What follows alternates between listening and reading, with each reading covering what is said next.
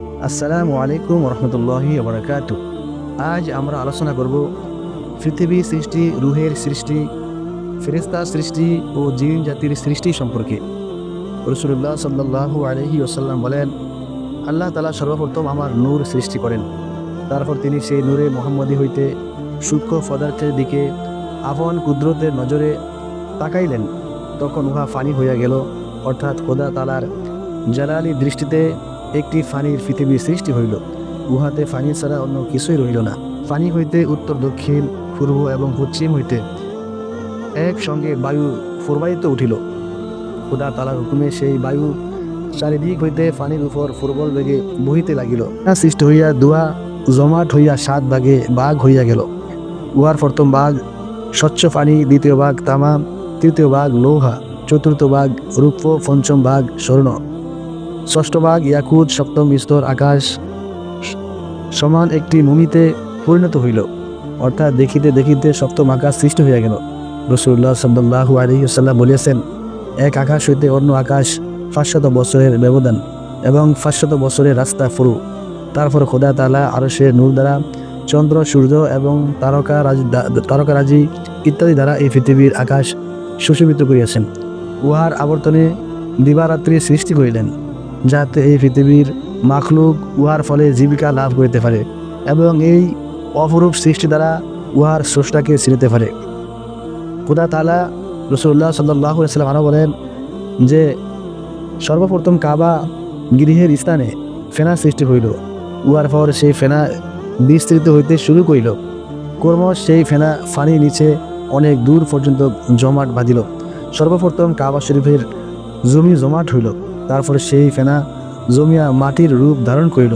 কিন্তু যেহেতু গভীর ফানির উপর মাটি জমাট বাঁধিল, তাই উহা কাঁপিতে লাগিল। তখন আল্লাহ তাআলা জমিনকে স্থির করিবার জন্য পাহাড় সৃষ্টি করিলেন। খোদা তাআলা বলেন, যার অর্থ, আল্লাহ এই জমিনকে তোমাদের জন্য স্থির করিয়াছেন। হাদিস শরীফে আছে এবং অন্যান্য কিতাবে লিখিত আছে, জমিনের উপর খোদা তাআলা 29টি বৃহৎ পর্বত সৃষ্টি করিয়াছেন এবং এইগুলি দ্বারা জমিন স্থির এবং উহার ভারসাম্য বহাল রাখিয়াছেন। ইহা ব্যতীত আল্লাহ তাআলা এক অতি বড় ফেরেশতার হাতে সেই পর্বতসমূহ রক্ষণাবেক্ষণের ভার দিয়াছেন এবং উহার শিরাগুলি সেই ফেরেশতার হাতে দিয়াছেন। আল্লাহ তাআলা যখনই কোনো জাতিকে তার নাফরমানি বা গাফলতির জন্য হুঁশিয়ার করিতে চাহেন, তখনই তিনি সেই ফেরেশতাকে জমিনের শিরা ধরিয়া জোরে ধাক্কা দিতে আদেশ করেন, ফলে ভূমিকম্প হইয়া থাকে। খোদা তাআলা কেবল একটিই নয়, এরূপ 7টি জমিন সৃষ্টি করিয়াছেন, যেমন তিনি পবিত্র কোরআনে বলিয়াছেন, যার অর্থ, এবং আল্লাহ তাআলাই 7টি আসমান সৃষ্টি করিয়াছেন এবং আরও এরূপ আল্লাহর সৃষ্টি পৃথিবীতে রয়েছে। কিতাবে লিখিত আছে, পৃথিবী হইতে আকাশ 500 বছরের রাস্তা। কিতাবে আরও লিখিত আছে, আকাশ ও পৃথিবীর সৃষ্টিকর্তা আল্লাহ তার কুদরতে কলম এবং লৌহে মাহফুজের প্রতি খেতাব করিয়া বলিলেন, লেখো। আল্লাহর হুকুমে ভয়ে কলমটি ফাটিয়া গেল। কলম কম্পিতভাবে জিজ্ঞাসা করিল, হে প্রভু, কি লিখিতে আদেশ করেন? আল্লাহ তাআলা বলিলেন, মাখলুকের তকদির লিখো। কলম সেই হইতে মাখলুকের তকদির লিখিত রয়েছে। ফেরেশতা সৃষ্টি। খোদা তাআলা 7 আসমানের অসংখ্য ফেরেশতা সৃষ্টি করিয়াছেন। আসমানে ফেরেশতাগণ ষাঁড়ের আকৃতি বিশিষ্ট। দ্বিতীয় আসমানে ফেরেশতাগণ বিচ্ছুর আকৃতিতে। তৃতীয় আসমানে ফেরেশতাগণ খরগোশের আকৃতি বিশিষ্ট। চতুর্থ আসমানের ফেরেশতাকুল বড় বড় ঘোড়ার আকৃতি বিশিষ্ট। পঞ্চম আসমানের ফেরেশতাগণ নূরের আকৃতিতে প্রস্তুত। ষষ্ঠ আসমানের ফেরেশতাগণ বেহেশতের গেলমানে আকৃতিতে পয়দা করা হইয়াছে। সপ্তম আসমানের ফেরেশতাগণ মানুষের আকৃতি বিশিষ্ট। এই সপ্তম আসমানের ফেরেশতা একমাত্র খোদা তাআলার সম্মুখে তাহার ইবাদতে এবং তাসবিহ তাহলিলে নিয়োজিত রয়েছেন। তারা কিছু সংখ্যক দাঁড়াইয়া তাসবিহ করিতেছে, কিছু সংখ্যক সিজদায় পড়িয়া তাসবিহ করিতেছে, কিছু সংখ্যক বসিয়া বসিয়া আল্লাহর তাসবিহ পাঠ করিতেছে। আবার কিছু সংখ্যক ফেরেশতা তাহাদের নির্ধারিত কার্যে নিয়োজিত রয়েছে। উহারা সকলেই নূরের তৈরি এবং তারা বিভিন্ন আকার ধারণ করিতে পারে। তাদের কোনো ক্ষুধা তৃষ্ণা নাই। একমাত্র আল্লাহ তাআলার জিকির ইবাদত তাহাদের জীবন একমাত্র কর্ম। তাহাদের সংখ্যা অফুরন্ত। পৃথিবীর অসংখ্য কার্যে তারা নিয়োজিত রয়েছে। হাদিস শরীফের এক বর্ণনা হইতে জানা যায় যে, খোদা তাআলা জিন, মানুষ এবং ফেরেশতা সৃষ্টি করিয়া উহাকে 10 ভাগে বিভক্ত করিয়াছেন। উহাদের 9 ভাগই ফেরেশতা, মাত্র 1 ভাগ জিন ও মানুষ। তারপর এই এক ভাগকে আবার 10 ভাগে ভাগ করিয়াছেন। উহা 9 ভাগ জিন ও শয়তান এবং 1 ভাগ মানুষ। এই 1 ভাগ মানুষকে 500 ভাগ করিয়াছেন। উহার 40 ভাগের 1 ভাগ মুমিন।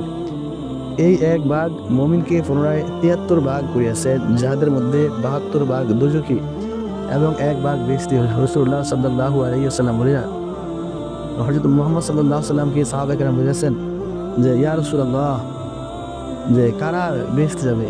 আল্লাহ রাসূল সাল্লাল্লাহু আলাইহি ওয়াসাল্লাম বলেছেন, যেই দ্বীনের উপরে আমি এবং তোমরা সাহাবায়ে কেরাম রয়েছ, এর উপরে যারা চলবে তারাই বেহেশতে প্রবেশ করবে।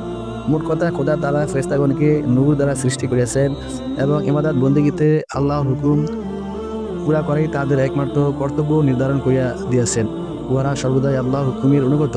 তারা কখনো কোনো নাফরমানি করে না। তাদের সম্পর্কে আল্লাহ তাআলা কোরআনে বলিয়াছেন, যার অর্থ কখনো তারা আল্লাহ যা আদেশ করেন তাহা লঙ্ঘন করে না এবং যাহা আদেশ করেন তাহাই পালন করেন। আল্লাহ তাআলা যে ফেরেশতাকে যে কাজের জন্য নিযুক্ত করিয়াছেন, কিয়ামত পর্যন্ত সে সেই কাজই করিয়া যাইবে। সেই কাজে তাহাদের কোনো শিথিলতা বা অবহেলা করিবার উপায় নাই। উহাদের এক একজন ফেরেশতা এতই বিরাট ও শক্তিশালী যে এই পৃথিবীতে একটি মাত্র আঙ্গুলের সাহায্যে যে কোনো বস্তু দূরে নিক্ষেপ করিয়া ফিরিতে পারে। রূহের সৃষ্টি। আসমান ও জমিন সৃষ্টি করিবার আগে খোদা তাআলা তার অসীম কুদরতে আরশ, কুরসি, লৌহ কলম সৃষ্টি করিলেন। অতঃপর 1,24,000 পয়গম্বরের রূহ সৃষ্টি করিলেন। পরে সকল বেহেশতি এবং দোজখীদের রূহ সৃষ্টি করিলেন। তারপর জিন জাতির রূহ সৃষ্টি করিলেন। অবশেষে পশু পাখির রূহ সৃষ্টি করিলেন। আকাশ, পৃথিবী এবং রূহের পৃথিবী বেষ্টন করিয়া খোদার আরশ রয়েছে। এই আরশে মোয়াল্লা চতুর্দিকে রূহ সকল দলে দলে মজুদ রয়েছে। রূহের প্রতি লক্ষ্য করিয়া খোদা তাআলা বলিলেন, আমি কি তোমাদের প্রভু নহি? রূহগণ উহার উত্তরে বলিলেন, নিশ্চয়ই তুমি আমাদের প্রভু, তুমি আমাদের পালনকর্তা, আমরা কখনো তোমাকে ভুলিব না। অতঃপর খোদা তাআলা সকল রূহকে লক্ষ্য করিয়া ফরমাইলেন, যার অর্থ আল্লাহ সেই রূহদিগকে সতর্ক করিয়া বলিলেন, হে রূহগণ, অবশেষে তোমরা কিয়ামতের দিন বলিতে না থাকো যে আমরা এই বিষয় কিছুই জানিতাম না, যে কেউ আমাদিগকে সৃষ্টিকর্তা সম্বন্ধে বলিয়াছে যে তাহাকে কখনো বলিও না। অথবা ইহা বলিতে থাকো যে আমাদের পিতা মহাগণ শিরক করিয়াছে, আমরা তো তাহাদের পর তাহাদের সন্তান সন্ততি। কিন্তু দুনিয়াতে আসিয়া প্রভুকে মানুষগণ একেবারে ভুলিয়া যায়। খোদা তাআলা সেই দিন তাহাদেরকে কোনো ওজর আপত্তি শুনিবেন না। জিন জাতির সৃষ্টি। জিন আল্লাহ তাআলার এক সৃষ্টি।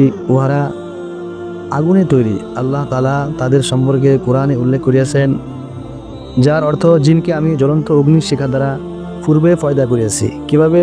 কিতাবে লিখিত আছে যে আল্লাহ তাআলা ফেরেশতাগণকে নূর দ্বারা সৃষ্টি করিয়াছেন। এই জন্য তারা খুব অনুগত এবং আল্লাহর ইবাদত উপাসনার প্রতি খুবই আগ্রহী।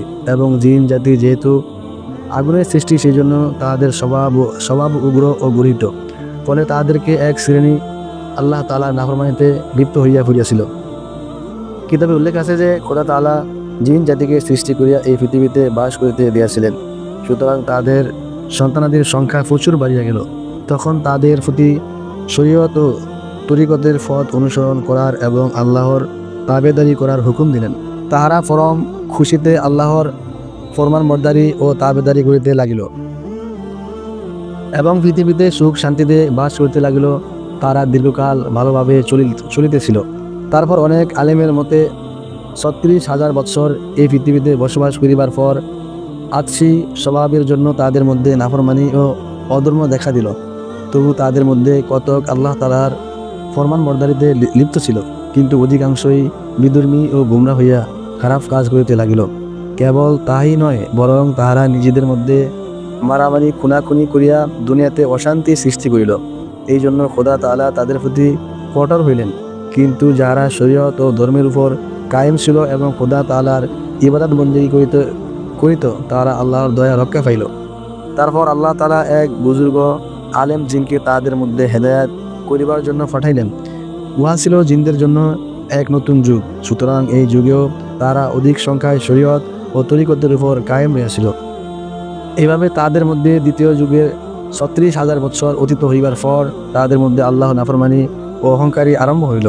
ফলে তারা শিরকি, কুফরি এবং হত্যাকাণ্ডে লিপ্ত হইয়া দুনিয়াতে অশান্তিময় করিয়া তুলিল। সুতরাং আল্লাহ তাআলা তাদেরকে ধ্বংস করিয়া দিলেন, ফলে সকল মুশরিক ও কাফির জিন বিলীন হইয়া গেল। ইয়ার পর তৃতীয় যুগ আরম্ভ হইল।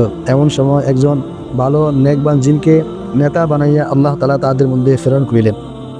তারা পুনরায় ৩৬,০০০ বৎসর কাল ভালোভাবে ধার্মিকতার সহিত আল্লাহ তাআলার ইবাদত বন্দেগী করিয়া কাটিল।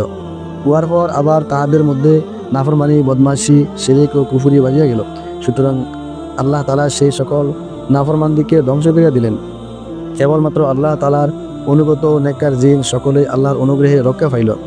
এভাবে দীর্ঘকাল অতীত হইবার পর এক বিরাট জাতির সৃষ্টি হইল, যাদের মধ্যে একজন খুব নেককার ও দিনদার জিন তাদের পথ প্রদর্শন রূপে আল্লাহ তাআলা সৃষ্টি করিয়াছেন। তিনি সমস্ত জিনদের মধ্যে হালাল হারাম এবং শরীয়তের আদেশ ও আকাম জারি করিলেন এবং নেকিদের রাস্তা দেখাইলেন। দীর্ঘকাল পর্যন্ত এই যুগ চালু ছিল। তারপর আরেকটি যুগ আসিল। সেই নেককার জিনের মৃত্যু হইলে জিন জাতি পুনরায় গুনাহ ও কুকার্যে লিপ্ত হইল। উহার পর আল্লাহ তাআলা তাদের মধ্যে একজন নবী পাঠাইলেন, কিন্তু তাহারা এমনই অহংকারী ও পথভ্রষ্ট হইল যে তাহারা তাদের পয়গম্বরের নসিহত, হেদায়াত ও ধর্মীয় উপদেশ কিছুই মানিল না। তারা নিজেদের মধ্যে মারামারি, কাটাকাটি, খুনাখুনি, কুফরি ও শিরকিতে লিপ্ত হইয়া হইল। সুতরাং খোদা তাআলা তাদেরকে শায়েস্তা করিবার জন্য ফেরেশতা পাঠাইলেন। তিনি সকল কাফির ও মুশরিক ও নাফরমান জিন জাতিকে ধ্বংস করিয়া দিলেন। কেবলমাত্র কিছু সংখ্যক জিন জাতি টিকিয়া রইল। বর্তমান পৃথিবীতে যে সকল জিন আছে তারা তাহাদেরই বংশধর। জিন জাতিকে খোদা তাআলা অসাধারণ ক্ষমতা দিয়া সৃষ্টি করিয়াছেন।